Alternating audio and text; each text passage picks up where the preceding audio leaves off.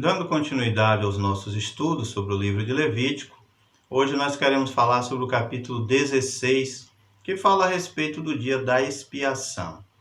No capítulo anterior, o capítulo 15, nós vimos sobre as impurezas do homem e da mulher que os deixavam cerimonialmente impuros, e vimos também os casos que exigiam o sacrifício pelo pecado e os casos que não havia essa exigência.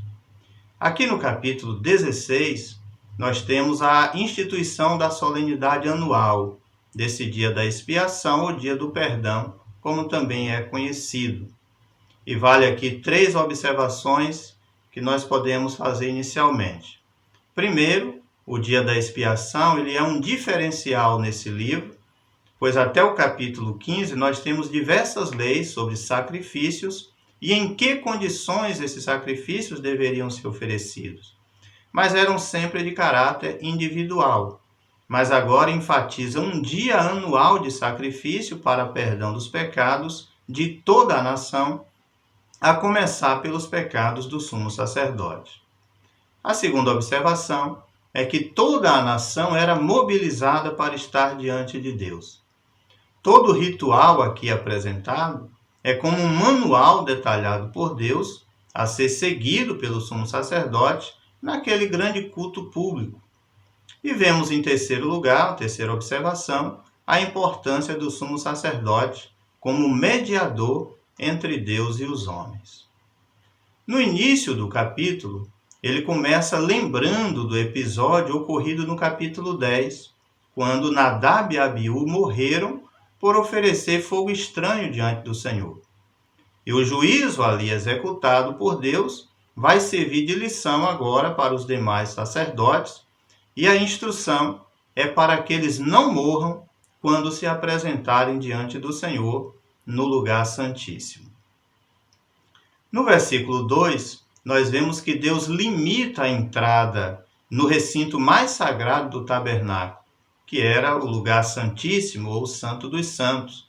E Deus vai dar razão para isso quando ele diz: porque eu apareço na nuvem sobre o propiciatório, que era a tampa da arca. Era ali onde a glória de Deus se manifestava. E aquele não devia ser um lugar de uso comum.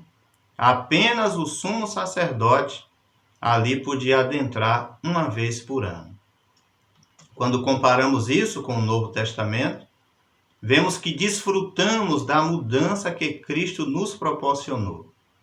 O cristão hoje, ele tem ousadia para entrar no santuário de Deus. É o que diz a carta aos Hebreus, capítulo 10, e os versículos 19 e o versículo 20.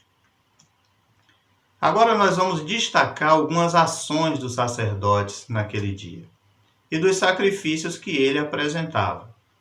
Em primeiro lugar, ele devia levar uma oferta de expiação pelo pecado e um holocausto, primeiramente para si mesmo e por sua casa.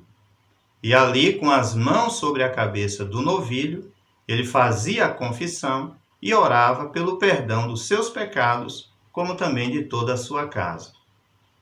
Aqui, nós vemos que apresenta a imperfeição do sumo sacerdote, diferentemente de Cristo, que é o nosso sumo sacerdote perfeito, pois nele não houve pecados.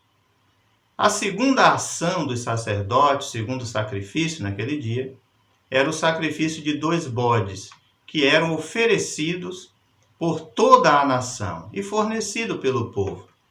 Eles deviam ser apresentados ao mesmo tempo a Deus, é o que diz o versículo 7.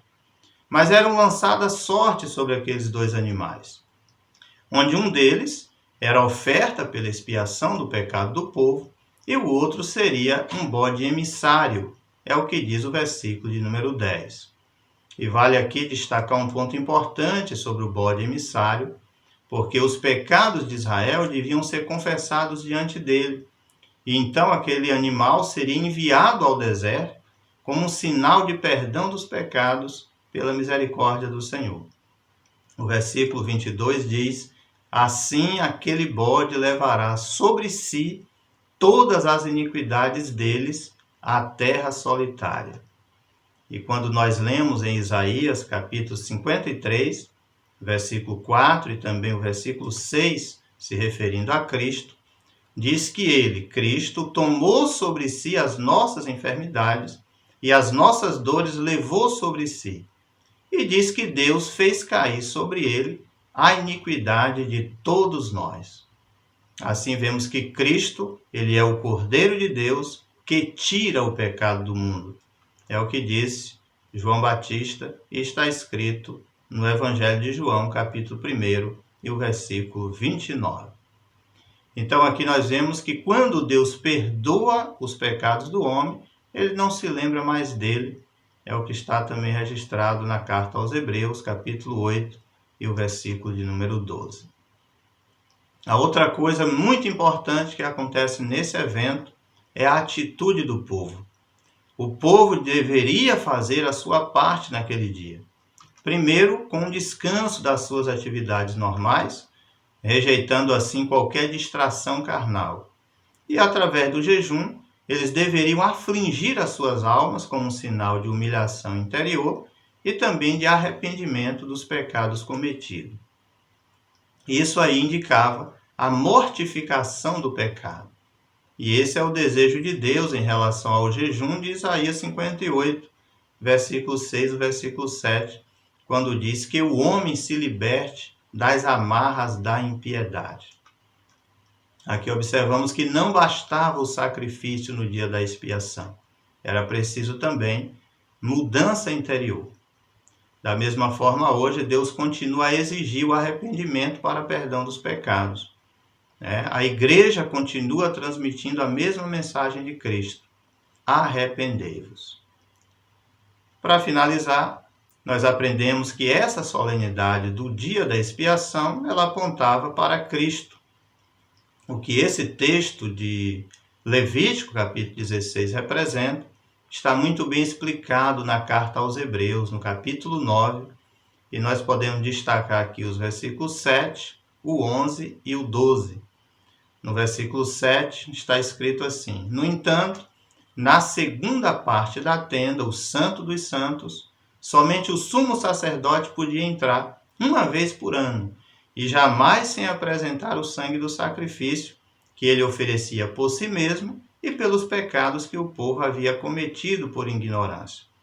O versículo 11 diz que quando Cristo chegou como sumo sacerdote dos benefícios que estavam por vir, ele mesmo adentrou o maior e mais perfeito tabernáculo, não construído por mãos humanas, isto é, não pertencente a esta criação.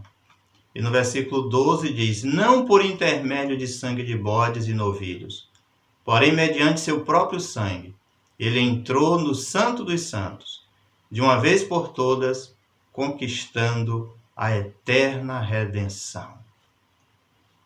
Que a paz do Senhor Jesus Cristo permaneça na sua vida e que Deus abençoe.